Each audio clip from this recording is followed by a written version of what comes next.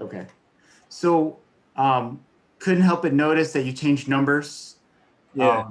to number 0, which is now available for NCAA players. What's the story behind that?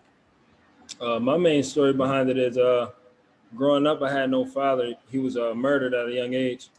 So my change is because in my city, there's really no love in my city. So it's like that 0, it represents everything that I stand for. I'm the last of a dying breed. There's nobody that can compare to me. So I just had to make that change. When did your father get killed? How old were you? When I was 1 year old. Huh. So you never knew him? Nah, my mom always been my father. Huh. Okay. Father. Yes. So there's deep meaning behind that number change then. That wasn't just something you did for just for fun. Correct. And when you play and wear that number, whom do you feel like you're representing out there? I'm representing my family. I'm representing my whole Celeste family. I'm representing my team, not only my team, but the guys that look up to me. And I got a couple younger guys that like outside in my city, they look up to me. So I'm representing for them, not even for myself. I don't even wear it for myself. When you say your city, is that Baltimore? Not at all. No. I consider my city from Chester, Philadelphia to Wilmington. Okay. Chester and Wilmington. Okay. All right. Thank you. Next question we go Jason Shear, Wildcat Authority. Hey, Gary, I was just wondering with JJ being gone and you kind of stepping up into that number 1 role, how big of an opportunity do you see your role being now? Honestly, I feel as though I had the same role. It's just it's go time to me now. It's no more chances, no more second chances. It's like when he was here, I was learning. I would learn from my mistakes. I don't really have no time for mistakes right now. Yes, we'll go back to Michael Lev for the next question. Gary, you always post a lot of motivational messages on your Twitter account. What's kind of the idea behind that? The whole idea behind that is I have a lot to say, and I feel like it's selfish if I keep it all to myself. So the way to get it out is through social media, because whether you see it or not, 24/7, the whole America is on social media, especially right now with this corona going on. And I feel like if it's somebody watching me, they need to see what I'm thinking, as well as I need to see what they're thinking.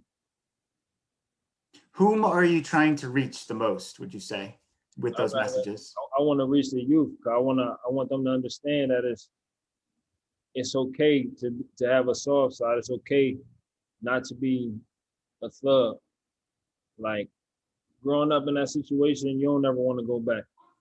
So I need to let them know like it's more to life than just the streets. And do you feel like you can be an example for them? Oh, for sure. I'm definitely an example. Most definitely. Like I went home to a funeral and I couldn't even tell you the smiles up just to see me there. Because everybody that was at the funeral, although they family, it's not really much they doing with their life. But to see me, it brought them joy, and it made them want to go out and get that. You mean you're sort of like your success brought them joy? Correct. Okay. Whose funeral was it? It was my god brother, Kavion Griff. Okay. And what happened to him? He was murdered. I'm sorry to hear that. So we talked to Bryce Wolma the other day, and he indicated that he wanted to come back next year, which you can do with under the NCAA rules. What are your plans, or have you given that any thought? That's up in the air right now. Next question, we'll go to Shane Dale. Hey, Gary, what was it's kind of an off-season roller coaster. What was it like when you heard that there was going to be no Pac-12 football this season, at least not until the spring? And then when you found out that there was going to be a season, just what was your reaction? What was the reaction of your teammates? Were you excited to get going again? Absolutely, I was excited, but I felt as though it was more time for me to put in work.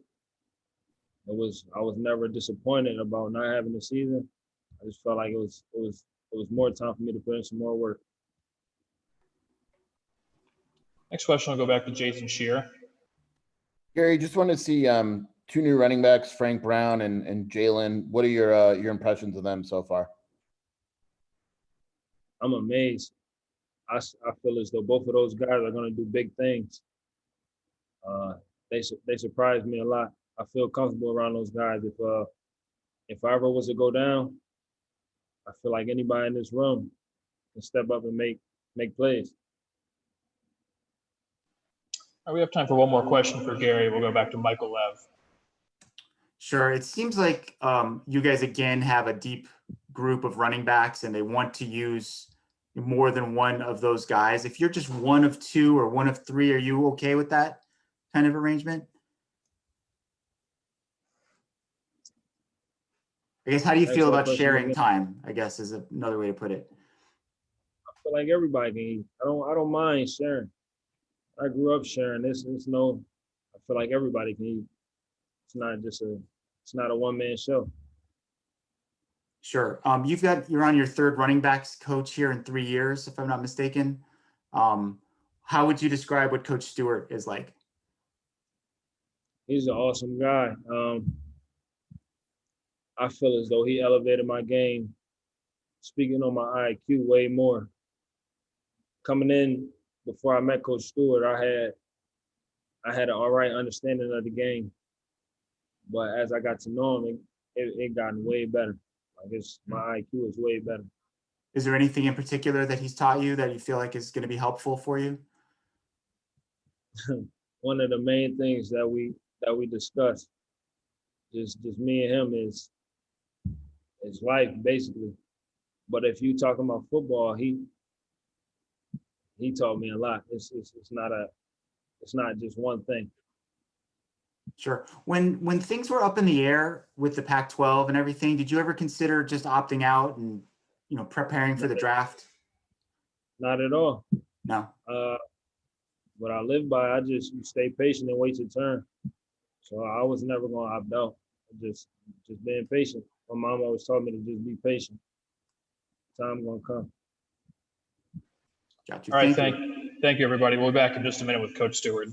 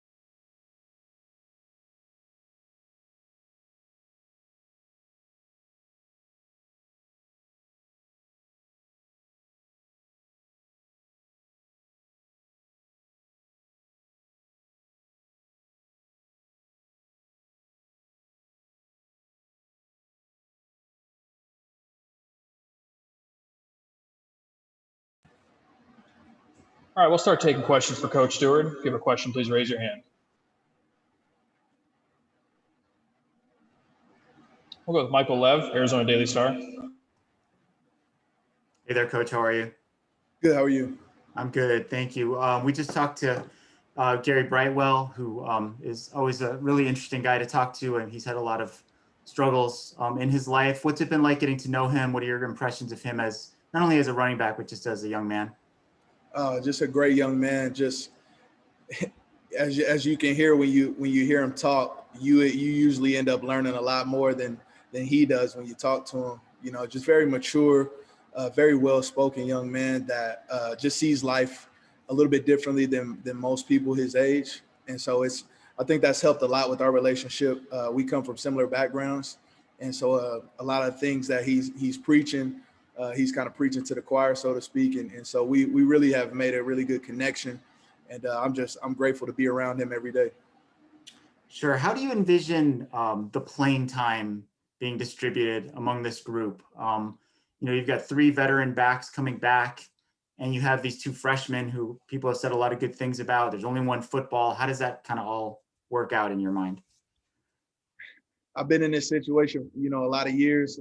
We're blessed to have a really good group, and they know the standard is whoever's getting it done. That's number one. Whoever gets it done in practice is going to be the one that's going to take the majority of the reps in the game, and then some of it is just a feel thing in the game. I've gone into a lot of games with an idea of what I want to do, and had to throw the script out of the window, and because a guy was hot, or a guy just was killing it out there. And so obviously Gary's a great player. He's a senior. He's our leader in our group. But man, we have a good problem on our hands that, a lot of guys that we can give the ball to. So I think usually, time and attrition usually sets in. You have, different things that happen during the season. We have different packages to get guys on the field. And so we just take it day by day. And you got to earn it. You got to earn your right to have success on Saturday. And that's kind of how we've been rolling. Next question, Jason Shearer. Hey, Coach. Michael Wiley is a guy that, for the better, looks considerably different than last season in terms of size. And what do you kind of expect from him, and what went into that? Just him getting, it looks like, bigger and stronger. Yeah, he's really worked hard this offseason, done a great job, soaks up every piece of coaching that he can get. He's worked really hard in the weight room, put on some good weight. I think he looks like a total different running back, even from the spring when I first got here. He's fully invested, and you could just tell the way he's playing right now in camp. He looks further along than just a true sophomore that played a few snaps last year. So I'm really excited about his development. He's put the work in, and so I really hope it pays off for him this season, and he can go make some big plays for us. And then Nathan Tilford is a guy that came to Arizona, pretty highly rated, has been a little inconsistent, but just what have you seen from him, and what do you kind of expect this season? Works hard every day. I love it. I love his mentality, very coachable. Every time he gets in, he gets yards. I see it posted on Twitter and all that. But yeah, that's true. When he gets in, good things happen. And so he's been working really hard trying to clean up his game, as is every other running back in our group. Just finding those things that they need to clean up in order to take the next step in their development and their progression. And he's bought in 100% to that. He works hard every single day. Every rep he takes is 100 miles per hour. And so I know good things are going to happen for him moving forward into the future. Next question will go Shane Dale. Hey, Coach, just based on what you've seen from practice so far, just collectively this unit, what did they do well? What do you like? And what would you like to see this unit collectively do better before the season begins? I think we're very diverse in our group. We have, a couple big guys. We have some 1 foot cut guys. We have some guys who can catch the ball out of backfield, run really good routes. We're just really diverse. But the common denominator is just the work ethic you see daily. I mean, there's no drop off. There's a standard that has been set here, mainly by Gary Brightwell, and I would say Michael Wiley too. They really took charge of the group and made sure that there was a standard as far as the way we approach each rep. And so I'm very excited, and I'm probably the most lucky running back group, or coach in the country, with just the type of guys that I get to come to work with every day, and just knowing what you're going to get. We're going to make mistakes. We've made tons of mistakes, but I tell them all the time, that's what camp is for. If we were ready to play the first game, we would just come straight out, first time ever putting a helmet on, and go out and play Utah. But we've learned great lessons, valuable lessons every day. And I think you guys will be happy with the product that we put out there. And I can say that confidently just because of the work that these guys have put in. Real quick follow-up. Do you think your philosophy in general, running backs have a big role to play in the passing game, and are you confident that that's going to be a strength for you? Yeah, I think so. I tell them, as running backs, we should take pride in everything. So if we're called to pick up a blitz, we should want to put the best blitz pickup on film possible. We don't just take pride in when they hand us the ball and we got 10 guys working for us. If we're running a swing route, we want it to be the best looking swing route you ever see from a running back. when you turn on film. And so I tell them, how you do anything is how you do everything. And that's our motto in our room. And we take pride. We want Coach Mazzoni to dial up the ugliest job for us, and we'll take pride in doing it. You know, we can carry out a fake or, you know, catch a ball out of the backfield, beat a linebacker one-on-one. You know, whatever you ask us to do, we're going to try to do it to the best of our ability, and we're going to take pride in that.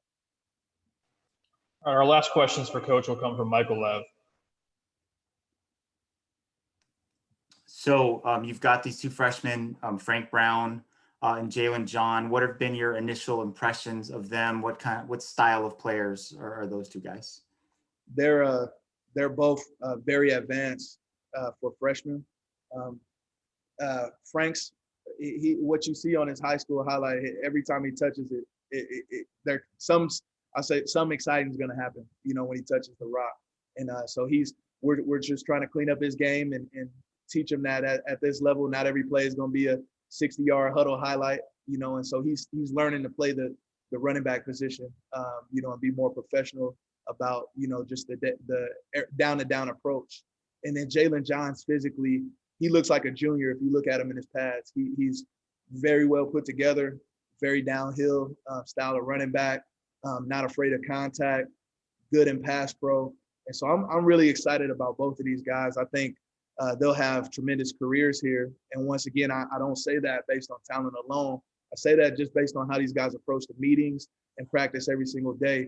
I'll always go out on a limb for those guys because I know what you put in is what you usually get out. So I have high expectations for those guys. Do you anticipate those two guys having a role in the running back rotation as freshmen, or do you think it'll be more like sort of starting out on special teams and working their way into that? I think we still have 2 weeks to go before the game, but I think they both put themselves in a position to make it interesting and to make us make decisions like that. I definitely think these guys are good enough to play for us this year. And so I think that whatever their roles are will be determined. You know, tomorrow we have a big scrimmage coming up, and then we have some more, valuable practices in between now and Utah. And so it's too early to call shots on exactly, you know, what's going to take place with those guys. But I will say once again, they're talented enough to play this year, and they're physically gifted enough. If we call on them, we're confident that they can go out there and get it done. Other than those two guys in your room, which freshmen or freshmen have stood out to you or caught your attention when you watch practice or watch film of practice? There's a lot. Majon, Dye looks really good. Will is a really good player. Trying to think if I can think of any more. Baker he looks pretty good up front. I'm a little biased because he's from St. Louis area, so I kind of keep my eye on him a little bit more than other freshmen. But we're top to bottom. We have a really talented group of guys, and they're working really hard right now, playing confidently. I think we have a good plan in for our offense right now, and in defense, those guys are doing a good job, and we're excited. There's good energy around here. We're happy about it. Thank you. All right, thank you, everybody. That's all we have for tonight. We'll be back one more time after practice tomorrow.